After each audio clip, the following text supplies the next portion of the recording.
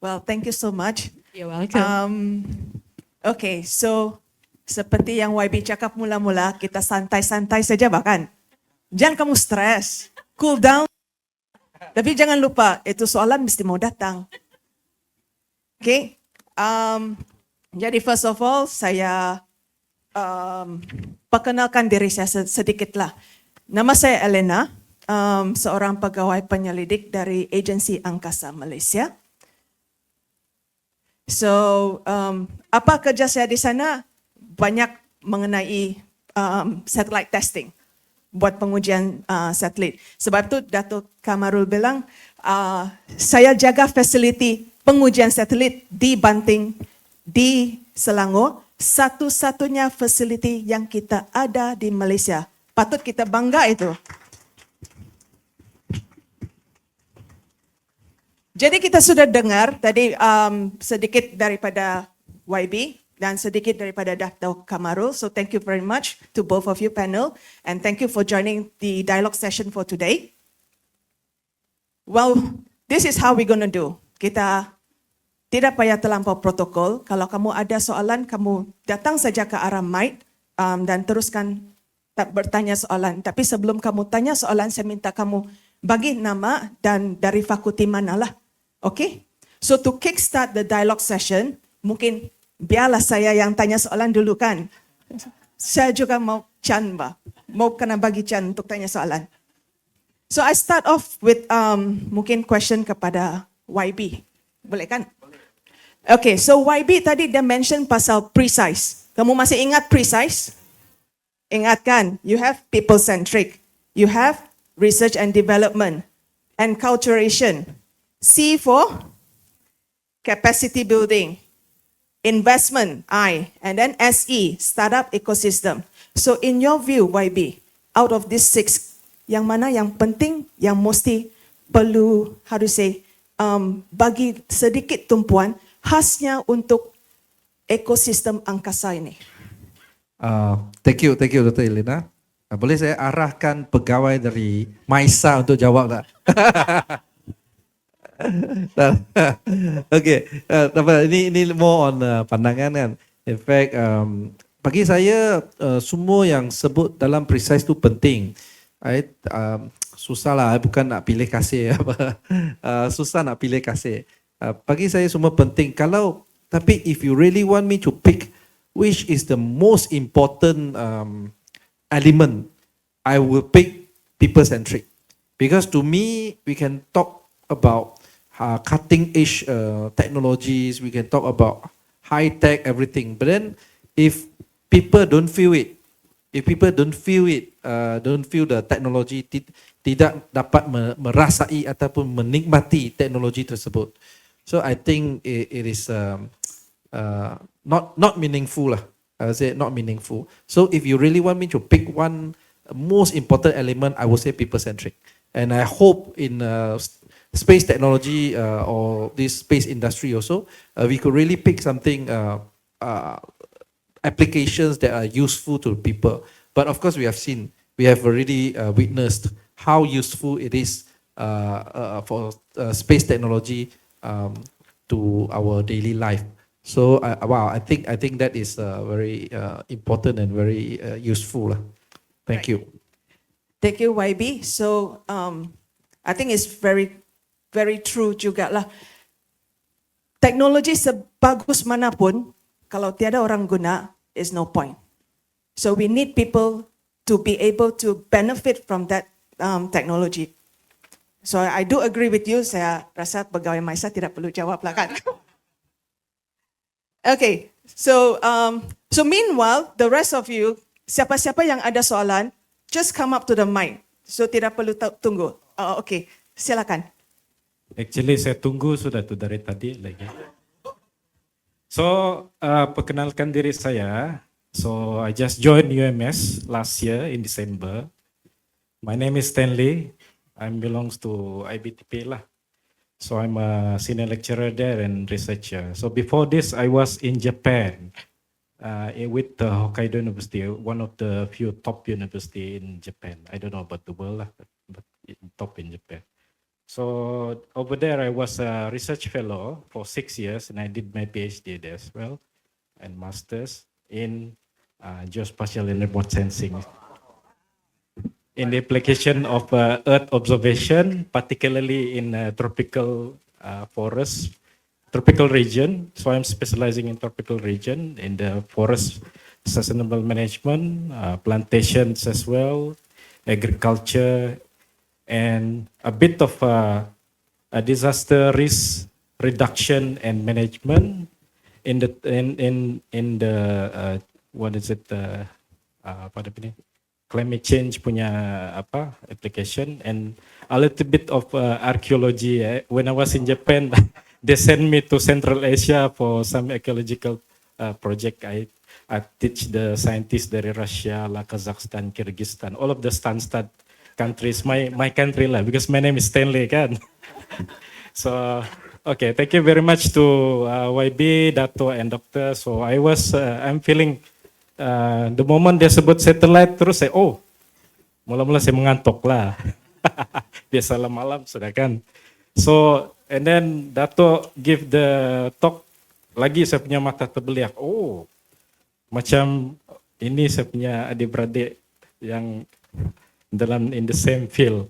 So actually before I joined academic, I was in the industry lah. So I grew my career with the software company last time, based in KK, and also forest plantation company. So for the student, actually we should be proud of the achievement and the effort yang dibagi oleh Malaysian punya company. Because for your information, as far as I remember, 20 years ago, we had Razak-Sat.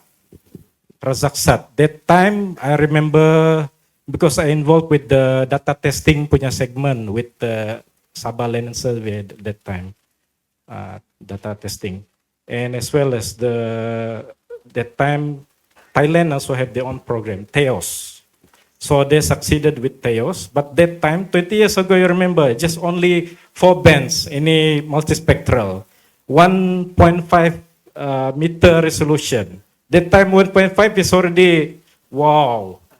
The level is tinggi that time. But now we are talking about sub-meter, 0.5. Even some companies in Europe like ESA, they're trying to go down to 0.3 for optical multispectral. But this one we're talking about optical multispectral. Because remote sensing, there's two division. One is SAR, synthetic radar, and the other one is multispectral. So that time only 4 bands, red, green, blue, and near infrared. But now dia lebih banyak lagi. So I don't want to give lecture about satellite. So meanwhile in Japan, I had also experience with Synspective. I think Dato knows Synspective kan? They are venturing into radar. In the world, there are not many companies, private company, berani venture into radar. So I have a question for Dato. What about SAR? Because my field is also in SAR punya application lah. So are your company also looking forward into developing the SAR satellite? Yes. Yeah, that's maybe. So yes, finally kita jumpa orang Malaysia yang buat ni. Actually, 2 years ago, we are looking for expertise in SAR. We actually, I forgot her name, is Ibu something from ITB, who is actually helping us in terms of developing our own algorithm for SARs. I'm happy to say to you that we recently have developed our own algorithm on SARs that we predict where the sinkhole could happen. And recently we detected there's potential sinkhole will happen in Datuk, before that, can you enlighten minister yang tak begitu cerdik apa itu SAR? Okay. Synthetic aperture radar. So I tanya untuk you orang tau.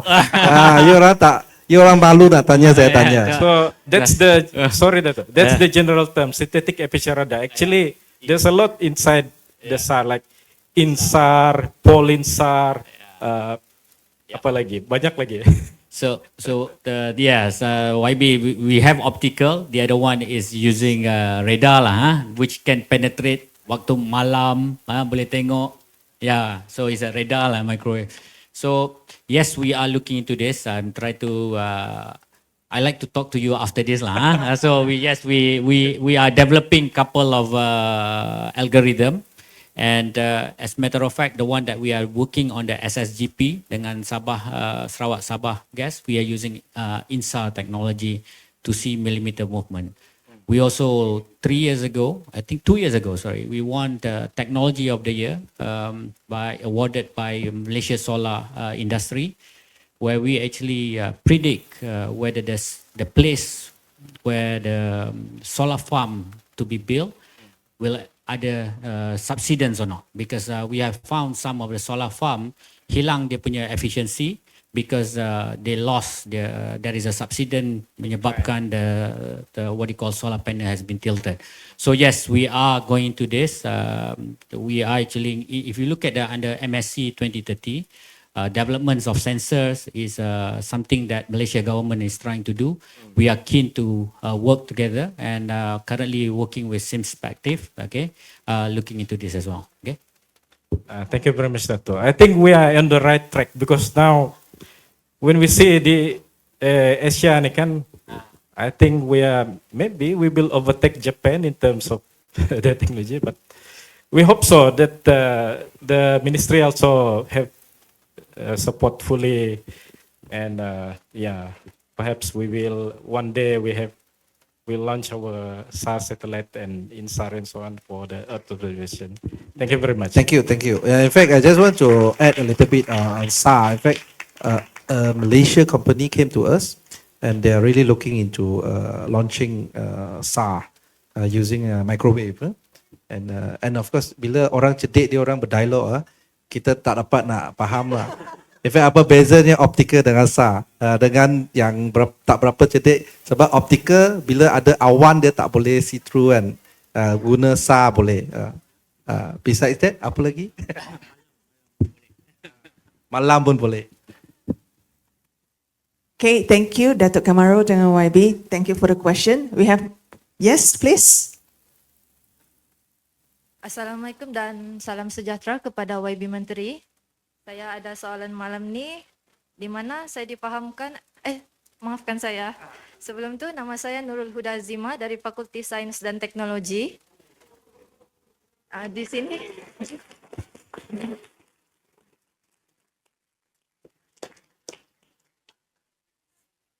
sebelum tu saya difahamkan bahawa ada cadangan untuk menjadikan Sabah sebagai tapak pelancar roket. Justeru, saya ingin bertanya di mana soalan pertama, apakah kriteria pemilihan tapak pelancar roket ini? Dan kedua, sekiranya tapak pelancaran ini direalisasikan, apakah hasil limpahan ekonomi kepada Malaysia dan Sabah khususnya? Terima kasih. Terima kasih. Thank you Saudari dari Fakulti Sains dan Teknologi. Lain kali datang kerja dengan Kementerian Sains dan Teknologi. Okey, untuk jawab soalan pertama, memang Sabah adalah salah satu kerajaan negeri yang berminat. Sebenarnya sebab pembinaan fasiliti pelancar itu dia bukan projek kerajaan tetapi dia projek swasta.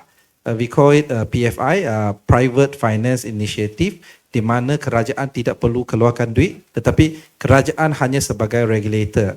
So mana-mana kerajaan negeri yang berminat dia boleh memohon dari MISA untuk dapatkan kelulusan.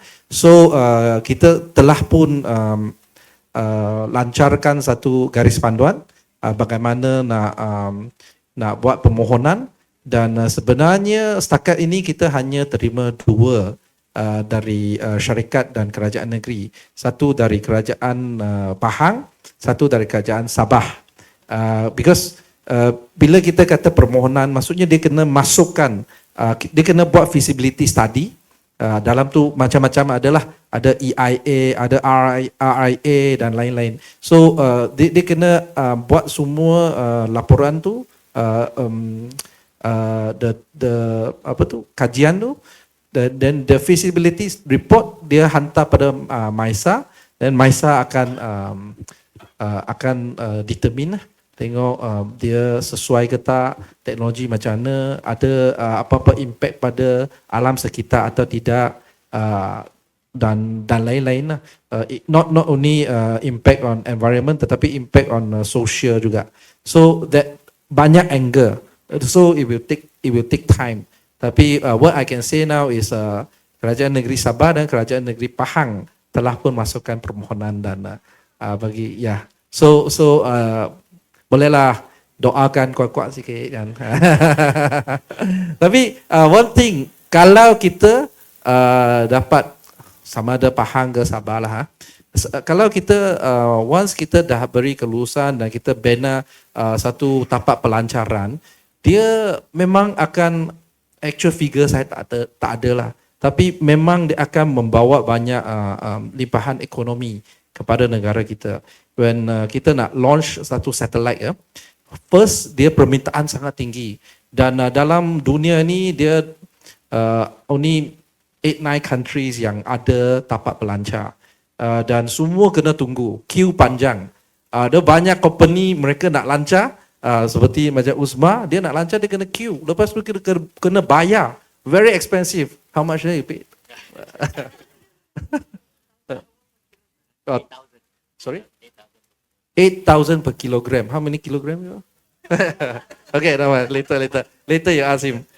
8,000 per kilogram, dan itu pun you kena tunggu lama because permintaan sangat-sangat tinggi, high demand all over the world, because more and more companies they want to launch their own satellite. Katakan there's this car company, kita tak terfikir why this car company dia nak launch satellite. Rupanya dia ada built-in GPS, and then GPS tu kalau dia tak launch dia sendiri punya satellite, dia kena beli ataupun bayarlah sewa dari satellite lain. So kalau my volume is high, might as well I launch my own satellite. Not only car, there are so many others. Even like either Garmin, those smartwatch, they will have their own satellite lah. So the demand is very high. So once we have that tapak pelancar, for sure everyone will be queuing, and that will bring economic benefit. And besides that, when you have tapak pelancar, they will have many midstream, downstream, all the say vendors will be here. Say okay, kita kena ada facility untuk assemble satellite. Kita kena ada mungkin kita kena ada facility untuk assemble rocket, because kalau kita katakan kita nak launch rocket yang bawa satellite lah, takkan dia import rocket, one whole rocket to Malaysia kan, dia kena by parts, datang dia kena assemble. So all this industry will come in, and all this industry are high tech, high value, high growth industry. So they will really bring I would say a lot of economy benefit to us lah. Tapi berapa I tak ada figure lah. Mungkin kita boleh nanti lepas tu, since you ask this question, nanti saya balik, saya minta Maisa pergi check berapa. Okay, thank you very much. Thank you. Thank you, YB, for the explanation. Sorry, just add a little bit, because kita ada ramai graduates yang, no, it's okay, you can go back to your place, you can, no need to wait for my answer. I said we have so many graduates, aerospace engineering. A lot of them, after graduation, dia keluar, dia kerja nothing related to their field.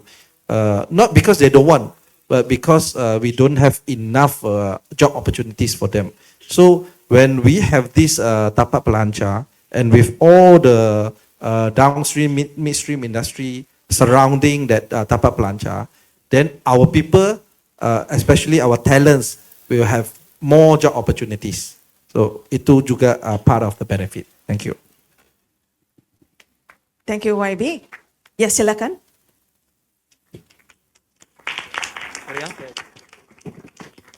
Okay, Assalamualaikum dan selamat petang. Terima kasih kepada moderator yang berusaha Dr. Elina Wu Laileng. Pertama sekali, nama saya adalah Muhammad Aiman bin Abdul Rahim. Saya dari Fakulti Komputeran dan Informatik, pelajar tahun 2, mengambil jurusan kejuruteraan perisian. Okay, sorry, saya adjust lagi sikit. Okay, jadi saya ada 2 soalan jika dibenarkan oleh moderator. Okay, terima kasih.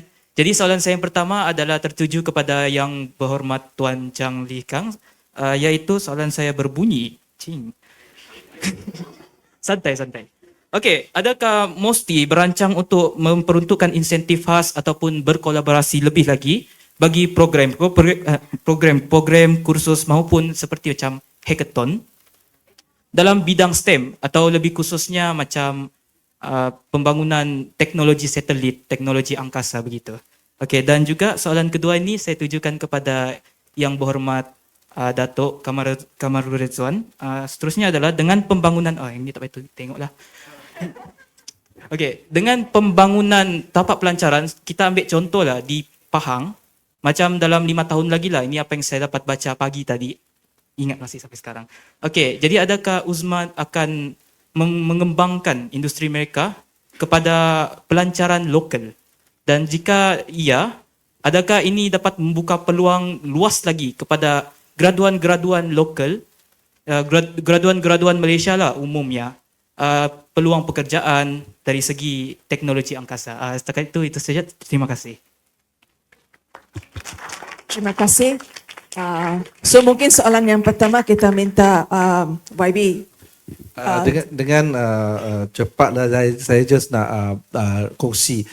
Memang ada dana-dana yang kita sediakan untuk startup company, syarikat pemula yang bukan tapi tidak khusus untuk angkasa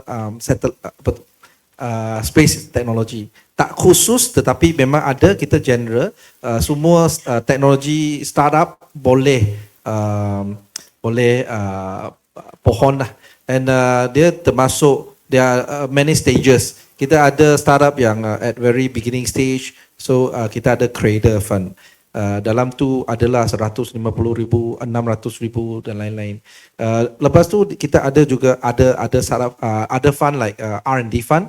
So that one will be more, dia kena ada R&D activity dan baru boleh pohon. And then that one can go up to millions lah. Itu berjuta lah itu. And kita bila dana paling banyak boleh bagi sampai 15 juta. 15 juta. Itu untuk R&D lah. So kita dan hackathon kita memang setiap tahun kita ada buat. Memang kita ada minta agensi kerajaan untuk bagi satu problem statement di mana apa masalah yang kita nak selesaikan. So agensi kerajaan akan keluarkan. Dan selain daripada hackathon seperti ini, kita ada buat corporate hackathon juga. So we rope in say GLC or other public listed company, suruh dia orang bagi satu statement, what do you want to solve. So kita buat dan kita buka untuk startup untuk menyertai lah. So those things we are doing that, but of course we hope we have more startup yang terlibat dalam deep tech. Macam space technology is deep tech. Now a lot of our startups dia lebih pada application, apps, IT, you do handphone apps, mobile apps. So a lot of them are macam itulah. But we hope we can get more startup yang involved dalam deep tech. So okay, thank you. Terima kasih.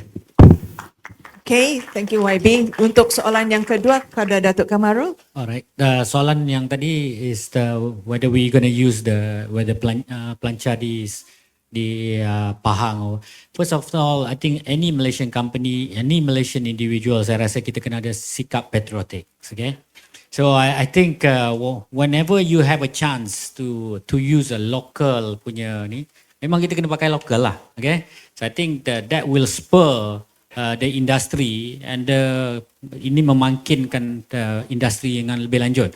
I think contohnya saya daripada industri oil and gas dahulu, Petronas they have a VDP program, dan sekarang ni dengan SMJ Sabah Maju Jaya, they want to make sure that penggunaan industri tempatan seperti ni lah. So kalau Malaysia, kalau launching pad ada di Malaysia, I think all the players must use Malaysia. So we are more than excited and more than willing to use launch place in Malaysia. And obviously it will create more jobs. I think masa one of the papers saya nampak yang dibuat oleh either Sabah or Pahang, they said they will create roughly about 5,000 jobs as well from this. So hopefully best of luck to this private initiative. InsyaAllah kalau jadi it will be good for the nation lah. Itu saja jawapan saya lah. Terima kasih Datuk Kamaru. We have already someone waiting to ask their question. Silakan. Bismillah. Assalamualaikum warahmatullahi wabarakatuh. Selamat petang. Salam mendukung insan pemacu kemapanan. Saya Yusuf Naim bin Muhammad Idris Lutfi merupakan Presiden Majlis Perwakilan Pelajar Sesi 2024-2025 Universiti Malaysia Sabah. Dan saya berdiri di sini mungkin sebagai wakil kepada mahasiswa yang berada di belakang saya atau sekeliling saya, betul? Okey. Pertama sekali saya ingin mengucapkan terima kasih dan penghargaan yang sangat-sangat tinggi kepada MOSTI sendiri kerana dapat turun ke UMS. Berikan tepukan guys. Okay. Dan juga saya juga ingin merakamkan satu penghargaan juga kerana MOSTI sendiri saya difahamkan ada program di Tawau di mana MOSTI and AI dijalankan untuk memberi penerangan lah kepada penduduk dan juga khususnya kepada mahasiswa di sana nanti. Okey, mungkin sepanjang 9 hingga 11 kiranya tidak salah lah. Itu juga saya ingin merakamkan jutaan terima kasih. Dan saya sendiri ada beberapa mungkin soalan dan juga cadangan lah yang saya ingin sampaikan kepada Yang Berhormat Tuan Chang Lih, dan juga yang berbahagia Datuk Kamarul, juga kepada Yang Berusaha Dr. Elina lah. Soalan ni agak terbuka.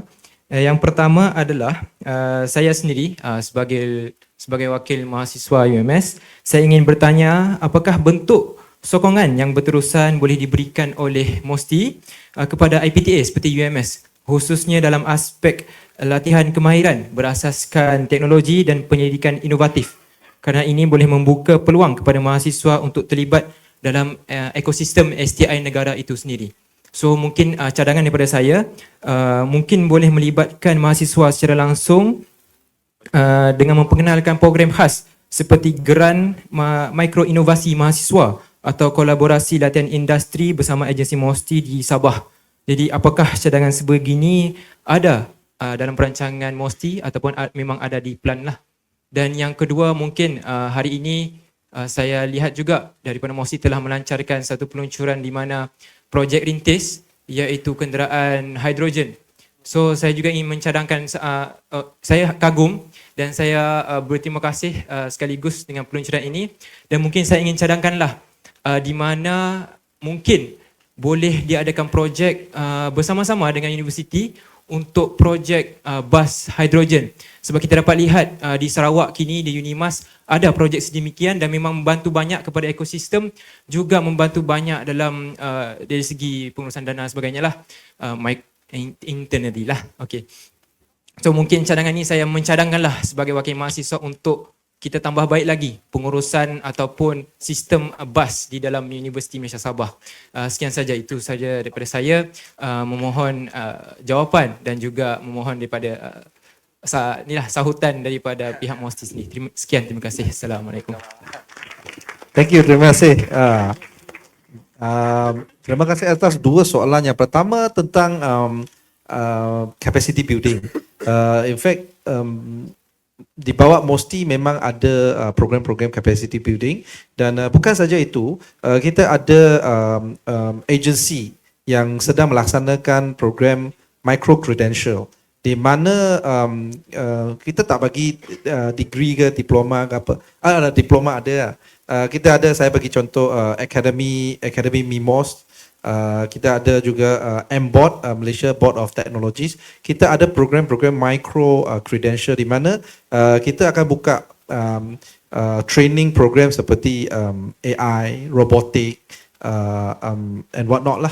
Yang kita memang buka untuk semua, bukan saja untuk pelajar undergraduates ataupun graduates lah. So that is some of those are some of our initiative lah, di mana kita mengalu-alukan penyertaan mahasiswa-mahasiswi. In fact, mungkin selepas ini kita boleh bincang dengan pihak universiti. Mungkin kita kena bawa ke khusus khas untuk pelajar di Sabah sini. So itu pertama. Yang kedua tentang hidrogen. Hari ini kita bukan lancarkan kereta hidrogen. Kita lancarkan stesen pengisian hidrogen mudah alih. So that is a mobile hydrogen refilling station.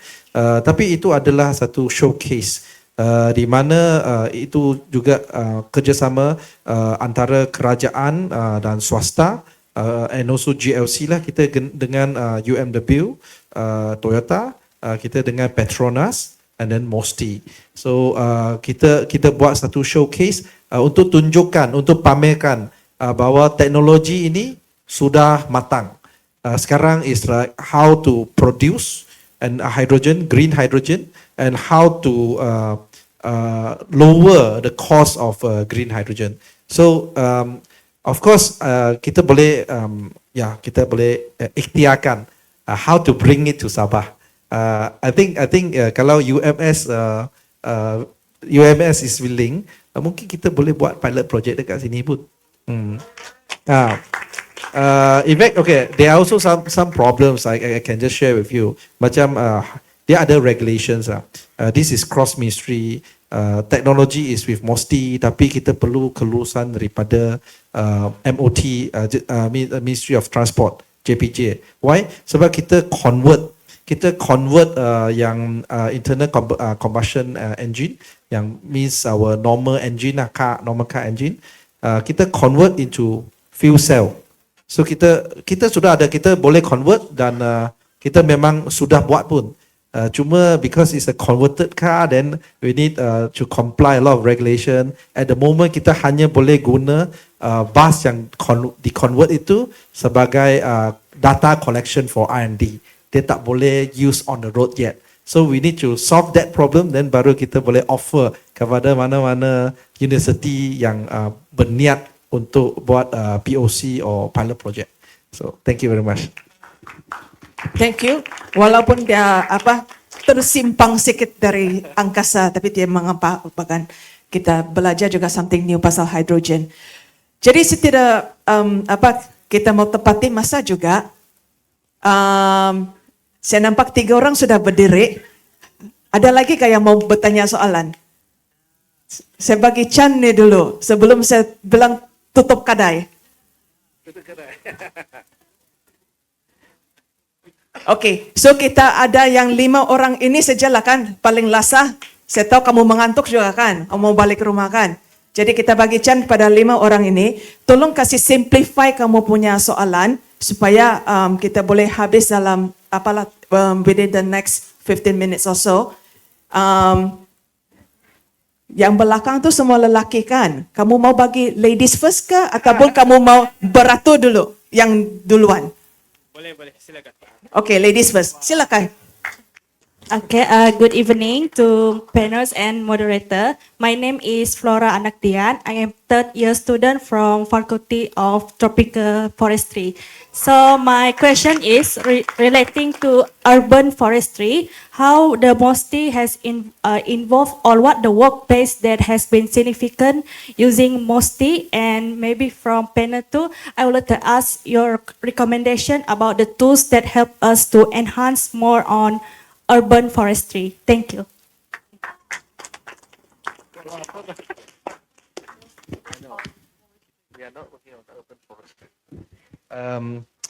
Sorry to mengecewakan you, because at the moment MOSTI there's no specific project on urban forestry, but maybe if you have good proposal that you can pass to us, then maybe we can consider.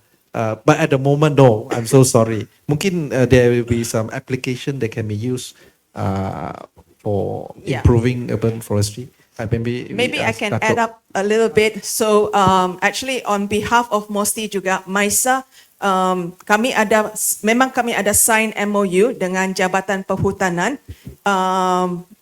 dengan lembaga pemegang taman-taman Sabah. So ada diorang datang kepada kami dan minta bagaimana data satelit boleh membantu, especially dalam pengurusan taman-taman di Sabah, dalam pengurusan hutan-hutan di Sabah. So there is something that we can do, and I think Datuk Kamaru will also explain further how data satellite can actually help in monitoring the forest. So I actually at the moment we don't have any application on this one, but I thinking out loud. I think the effectiveness whenever you do any initiative, you want to make sure that it's effective, right? Okay, so when people do like this urban forestry, you want to make sure that it does improve the potentially air quality or whatsoever, and satellite data can actually help that. For example, in Hong Kong, they say that after you buy the first ICE engine, the second-hand car has to be EV, okay? And there's certain weeks in Hong Kong that you can only drive EV into town, okay? They use the satellite data to see whether there's enough, what you call combustions that has been released in the air. Everything is captured on the data to see whether the effectiveness of that. So I think the same thing over here, we probably, if we do some initiatives on the urban forestry, we can use some of the data from satellite to see whether it's effective or not. But at the moment, we don't have any solution on this one. I'm just thinking out loud more than anything else. Yeah. Thank you. But again, as YB said, if you do have any potential or if you have problem, come to us, we'll figure out the way together with you. Okay, silakan yang di belakang lama menunggu. Okey. Salam sejahtera, salam mendukung insan pemacu kemampanan. Okey. Nama diberi Wisnu Anak Lelaki Wagananda, merupakan Majlis Perwakilan Pelajar Fakulti Komputeran dan Informatik lah. Saya juga merupakan pelajar tahun kedua mengambil kos Sains Data. Jadi soalan saya pada malam ni is simple. What are any internship opportunities that are currently available from MISA? And if there is any, apakah kriteria atau requirements that is needed in order to intern at MISA? Okay, sekian. Okay, so I think this question is directed to me lah kan. Okay, internship di MISA sebenarnya dia memang ada specific quota in a year. Tapi apa yang we require from the students, of course, you send in your resume, your request, and paling penting, if you can actually state why you want to do internship in MISA, that will definitely help. Bukan saja you say you want to come, but there is something about space that inspire you that you wanted to learn.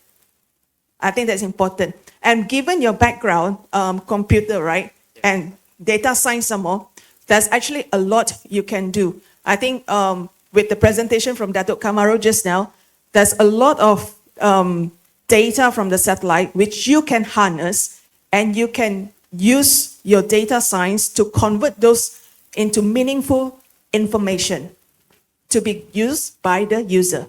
So to answer your question, send in your resume, and then of course in MISA, we do have a specific section to evaluate.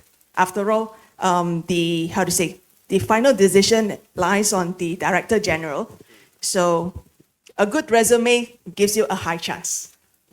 Thank you, Doctor. Thank you. Angkat MISA sikit, puji-puji sikit, you have higher chance. Maybe Dr. Elena, I probably want to plug in a little bit.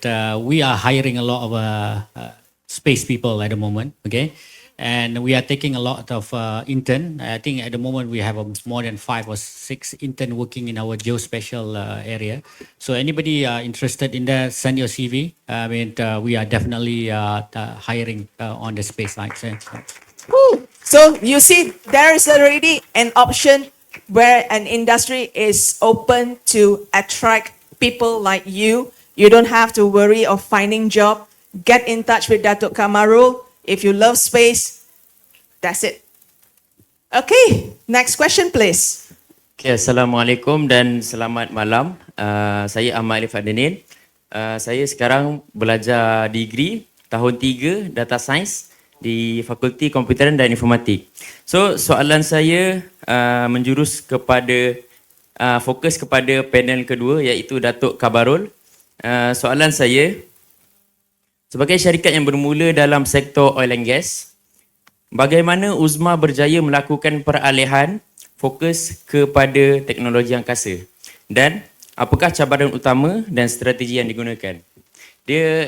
Saya pandang peralihan ni sebagai macam saya pandai berenang, tapi tiba-tiba saya nak ceburi bidang kapal terbang.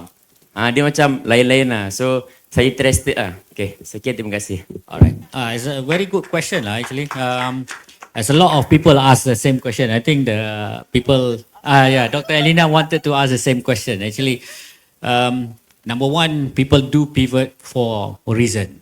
For us, there is a reason why we pivot, because number one, we feel that the industry is changing in the energy industry. Okay, but at the same time, when we decide where to pivot, we feel that space actually has a similarity dengan the oil and gas. Okay, number one, is a very high capex. Okay, oil and gas is high capex. You have to spend hundreds of millions to do it, and then the same in the space. Okay, yes, you have a smaller projects and all that, but it's also a very complex project management, and this is where we feel that we are good at, to manage a complex project. Okay. And so there is a similarity, but the science itself probably different, okay? But the concept, project management is fairly similar. So what is the key ingredient that we are missing is the right people. So when we started to pivot, we have to hire a lot of good people, okay?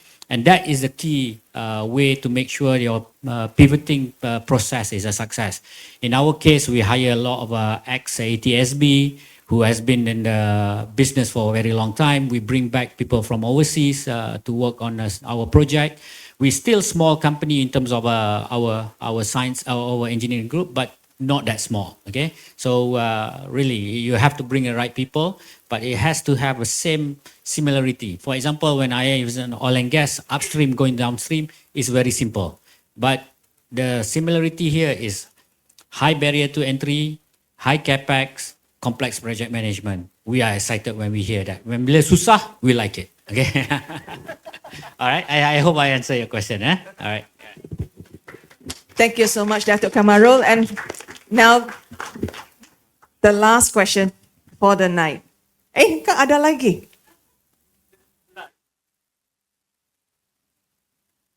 Second last question. Okay, hello. Nama saya 𝙈𝙊𝙑𝙑𝙑 dari Fakulti Perhutanan Tropika. Soalan saya berkenaan dengan karbon. Saya ingin tanya kepada yang berhormat Tuan Chang tentang adakah terdapat satu polisi yang sudah ditetapkan untuk karbon dan macam mana dia efek kepada tentang karbon di Malaysia. Lepas tu soalan saya yang kedua untuk UZMA, macam mana penggunaan data tu, sama ada dia just purely on satellite data atau dia perlu on-site data, dan itu saja. Okay, terima kasih. So, 𝐻𝐈, would you like to take the first question? Okay, the first question is on carbon kan. Memang we have a very ambitious goal. We are looking at zero emission by 2050. I'm not sure whether we could achieve, but we are heading towards that direction. And this is the world trend. It's a global trend because everybody is talking about ESG. Everybody is talking about decarbonization. So we are also on the same page with the rest of the world. Maybe not America, I'm not sure, but the rest of the world. So this is very important because you know why? When we talk about of course, one thing is to make sure environmental issue, climate change, and whatnot. But another important issue is also about economics. So when we talk about investment, or when we say we want to export our products to other countries, everybody will look at your carbon footprint, because now everybody is very concerned whether things that they buy, raw material that they buy, do you have a very big carbon footprint? Because that might affect them in terms of carbon credit, etc. Of course, we have no carbon credit policy yet. Other framework, but we do not have regulation yet. But other part of the world, they are very concerned about carbon credit. So they are going to force you. If you cannot do this, then I'm not going to buy from you. So that will really affect our companies, Malaysian company. So that is something very important for us to improve. So this is what I can say at the moment, and that is why we have NETR, our National Energy Transition Roadmap. We have our HETR, Hydrogen Economy and Technology Roadmap. All these are heading towards the same direction, which is to reduce carbon or decarbonization in the future. Okay, thank you. Thank you very much. And next question, Dato'? Yeah. Okay. The answers for the carbon monitoring. Number one, I think the algorithm that people have from using multispectral and hyperspectral data is not to monitor carbon, but more for, at the moment, is for methane. Okay. But there is advancements in algorithm that people probably can detect carbon as well. Okay. But I mean, it's getting there.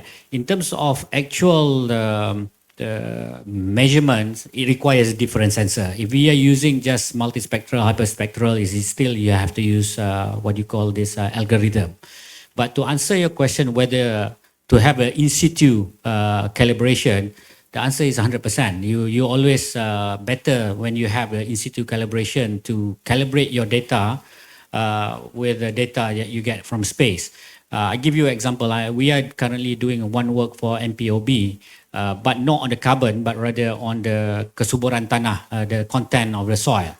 We go, we take the soil sample, we do the analysis on that, but we also using satellite data and then calibrate that. Okay. So if there is any changes in terms of what you call calibration need to be done, what you call this tropical area has a lot of aromatic in the air, okay, that need to be calibrated as well. So those need to be calibrated. So the answer to your question, simple answer is, if you have an in situ calibration, it's much better. Okay.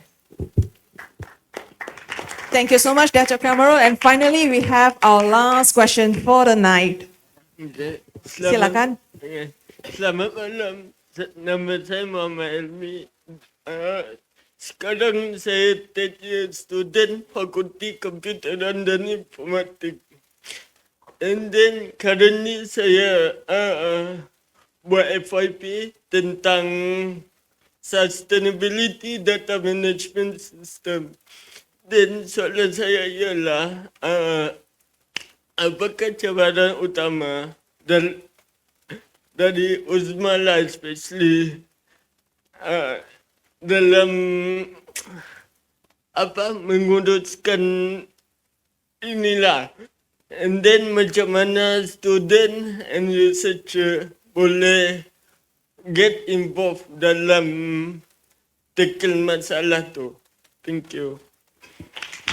Soalan ini mesti kena dijawab oleh Dato' Kamaru. Sebab I dengar itu final year project punya title, I sudah tak faham. Thank you. It's a very good question. I mean, in terms of sustainability data management, I mean, 2 years ago, during Lima, 2 years ago, we signed the MOU with SIRIM in terms of getting, you can collect data, but somebody has to certify, okay? And certification of data and calibration of data that you collect and management of data require a completely different process, okay?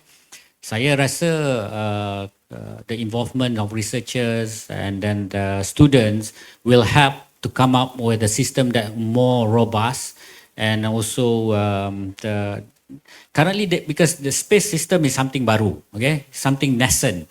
There is no standard that has been in place. So whatever you come up with, if it's better than the previous one, is always good. So I always encourage, we are trying to do a few JIPs, joint industry program with the university, try to come up with the proper ways of using the data, okay? And again, my experience of 20 plus years in oil and gas, JIP with the universities and with the research institute, for example, Petronas Research Institute, Petronas Research Center is always provide the end products or services that is very commercial. So kadang-kadang research ni buat you tak boleh jual. There is no point of doing it. Okay, we did some JIP with PRSB many years ago about CCUS, carbon capture, utilization and storage, to come up with the best in class method on how to do 3D simulations on this one. Okay, dynamic simulation on this one. So bagi saya always encourage this because it's at the end of the day, it helps to produce a sellable product. Okay, so to answer your question, saya rasa kalau ada proposal daripada pihak universiti, and then I do not know about UMS, but macam I'm a research advisor for UTP, we always try to find a products or research paper that can be commercialized. I do, and they appoint a few industry player to be in the research advisor to make sure that research work is actually can be commercialized. So not only research, but it's also development. Okay, so we can take from TRL 1 all the way to 7, maybe not 7 lah, 6 or so. Okay, so I think this is to answer your question. I am encouraged by the idea. I think that in terms of sustainability data management is still at the infant stage. If we have some ideas, come and talk to us. Okay, all right, thank you. So thank you very much again to our two panelists, YB dengan Datuk Kamaru. So with that, we come to the end of our dialogue session. I think the key takeaway which I could summarize in everything that we talk about today is the people. You guys are very important. You are the pioneer for the country. Kalau tanpa kamu, Malaysia tidak boleh bergerak. Sebab kami ini sudah tua. Jadi kami perlukan orang-orang muda macam kamu ini untuk terus pergi maju depan. Jadi jangan malu-malu. Kalau kamu ada idea, jangan simpan sorang-sorang. Kasih lontar itu idea sama lecturer kamu ataupun jumpa industri. Datuk Kamaru is here. Jumpa dia supaya bincang. Kadang-kadang idea yang kamu rasa bukan-bukan itu, bila kena tweak sikit oleh industri, it could be something that's sellable. So don't ever look down on whatever initiative, whatever idea that you have. So with that, thank you very much again, once again to the engaging audience and the two panels. And over to you again, Puan Shanti.